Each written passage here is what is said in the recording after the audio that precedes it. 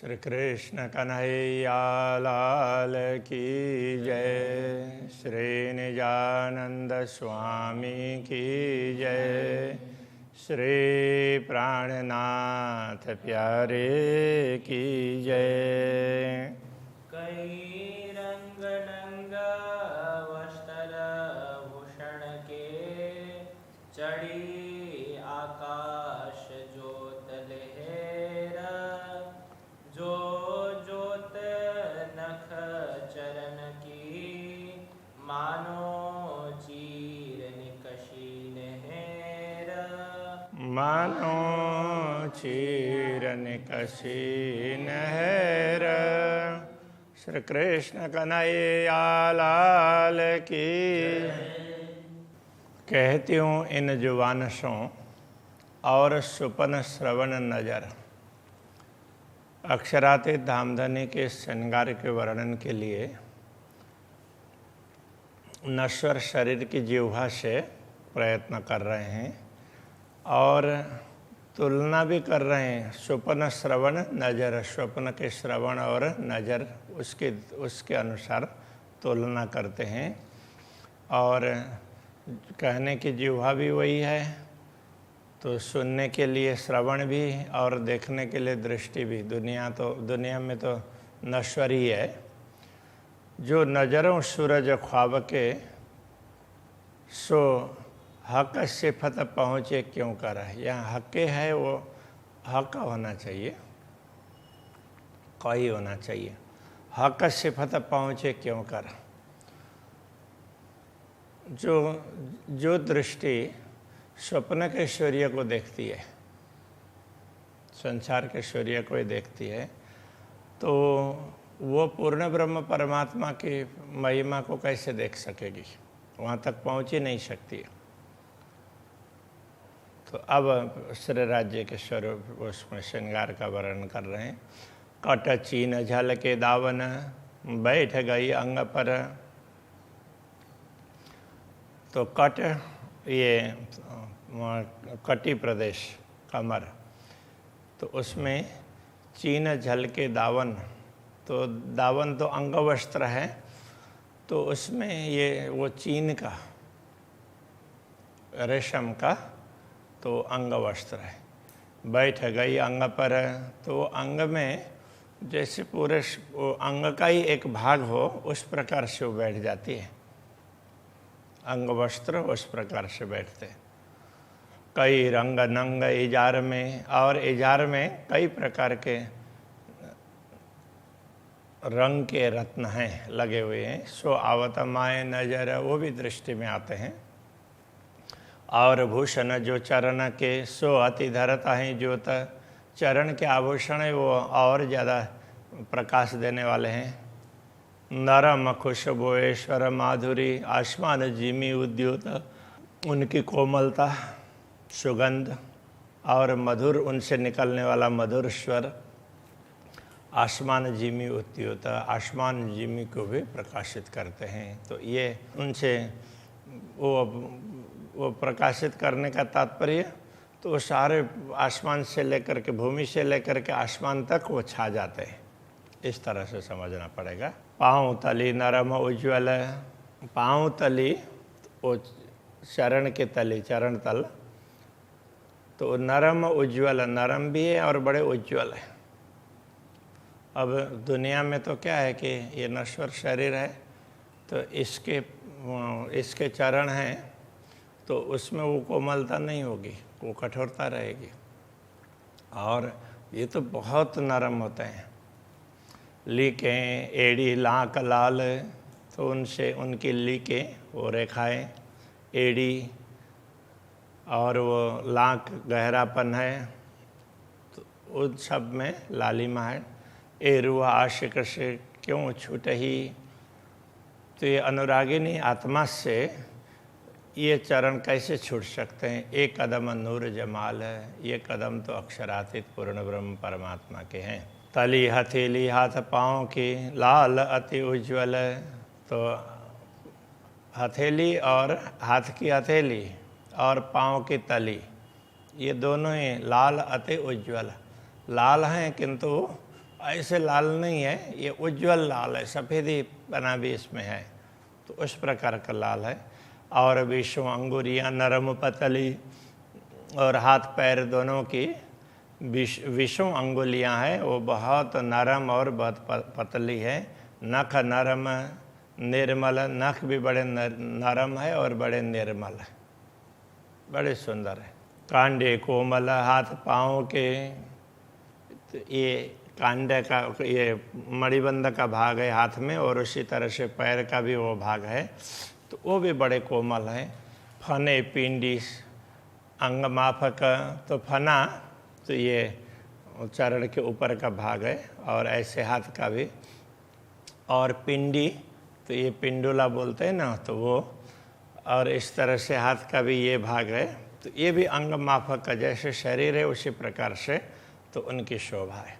उज्ज्वल अति शोभा लिए, ये सब उज्ज्वल शोभा धारण करते हैं। ये सूरत शोभा नितहक, तो ये शोभा है अक्षरातीत पूर्ण ब्रह्म परमात्मा के स्वरूप की है, ये नित्य शोभा है उनकी। रंग रस इंद्रिय नवतन, तो रंग रस इंद्रियां ये सब नवतन, बड़ी ही नूतन।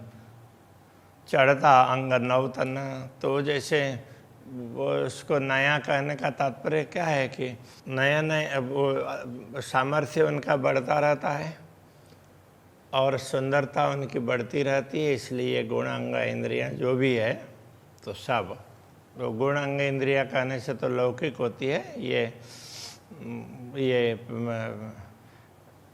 अंग इंद्रियां। तेज ज्योत शोभा नवतन, उनकी तेज है, उनका तेज है, उनकी ज्योति है, तो वो शोभा है, वो सब उनमें नित्य नूतनता दिखाई देती है। नवतन चढ़ता यौवन, उनका यौवन है वो भी नित्य बढ़ रहा हो ऐसा दिखाई देता है। छव भव मुख सनकुल, तो छवि बड़ी सुंदर, तो किसकी मुखमंडल की छवि बड़ी सुंदर, बड़ी अच्छी लगती है। चढ़ती कला दिखाए, और उसमें तो नित्य कलाएं चढ़ रही हो, उज्ज्वलता बढ़ रही हो, ऐसा लगता है। कायम अंग अरस के, सब चढ़ता नजरों आए। कायम अंग अरस के, ये परमधाम के अंग हैं, ये तो नित्य हैं, इसलिए सब चढ़ता नजरों आए, सारे नज़रों में चढ़ रहे हैं। कहने का तात्पर्य दिखाई दे रहे हैं, तो जितना देखते हैं उतना आनंद आता है। ये अंग सब अरस के, ये सब परमधाम के अंग है। अरस वस्त्र भूषण, वस्त्र हो आभूषण, ये सब परमधाम के हैं। अरस जरे जवेर को सिफत न पहुँचे शुकन्ना, परमधाम के रत्नों का तो एक छोटे सा कण हो ना, तो उसका भी, उसकी महिमा भी दुनिया के शब्दों से बताई नहीं जा सकती है। तो ये तो पूर्ण ब्रह्म परमात्मा का स्वरूप है, उसको बताया नहीं जा सकता। सब अंग इश्क के, गुण अंग इंद्र इश्क, अंग प्रत्यंग वो प्रेम के होते हैं, उनसे सबसे प्रेम टपकता है। गुण अंग इंद्रिय इश्क, तो गुण अंग इंद्रियां सारे वो प्रेम से भरे हुए हैं। शब्द न पहुँचे सिफत, तो उनकी महिमा के लिए दुनिया के शब्द है वहाँ तक पहुँच नहीं पाते हैं। इन विध हक सूरता, ऐसा पूर्ण ब्रह्म परमात्मा का स्वरूप है।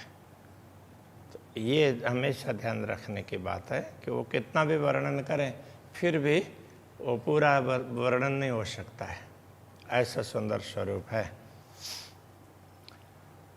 कह दिल जो कहता है, कह करके दिल वो वर्णन करके कह भी दें तो कितना कह सकते हैं, ताथे अधिक अधिक होए, इसलिए जितना कहेंगे उतना कुछ न कुछ बढ़ता ही जाएगा। तो इसलिए अभी यहाँ भी ये तीसरा श्रृंगार है। पहले श्रृंगार, एक बार श्रृंगार का वर्णन किया, दूसरी बार, तीसरी बार, तो कहते हैं कितनी बार करते जाएंगे वो चढ़ता ही जाएगा। शोभा इश्क बक्का तन की, ए मैं कह न सकूँ रंचक, तो ये शोभा और इश्क प्रेम, बक्का तन अखंड स्वरूप की शोभा और उनका प्रेम, तो उसको मैं कह न सकूँ रंचक, उसको तो वो थोड़ा सा भी, उसका तो अणुमात्र भी वर्णन नहीं हो सकता है।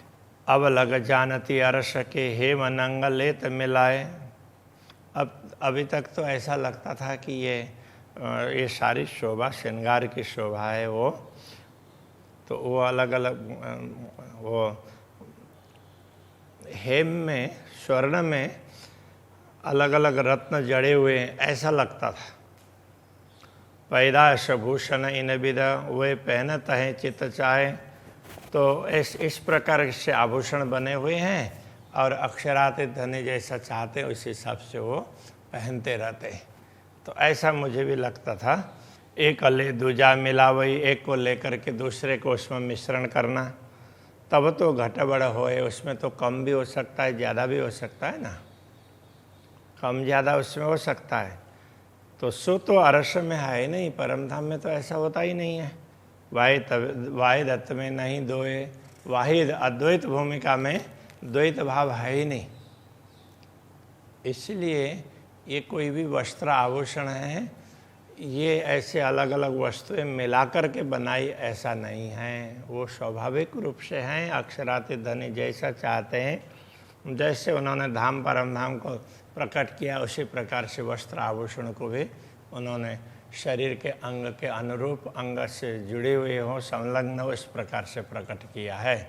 घड़े जड़े ना समारे, ना सांद मिलाए किन।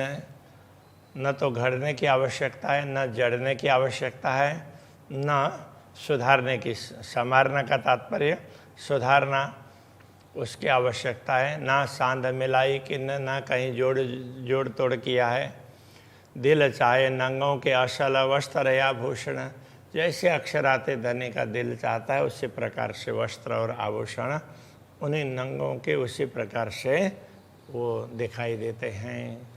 तो अक्षराते धनी की इच्छा के अनुरूप ही सारा कार्य होता है। तो उन्होंने अपने इच्छा को ही उनका वो हुक्म कह दिया, तो उसको प्रकट करके सारी व्यवस्था करने के लिए उसी को लगा दिया है। इसलिए अक्षराते धाम धनी जैसा चाहते हैं, तो उससे पहले वो ब्रह्मात्मा को दृष्टि पड़ती, उससे पहले ही वो सब वैसे का वैसे दिखाई देता है।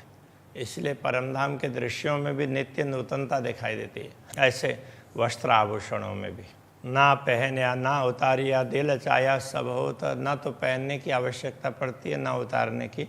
जैसे दिल ने चाहा वो वैसे के वैसे दिखाई देता है। जब चित जैसा चाहिए सो उता आगो बन्याले जोत।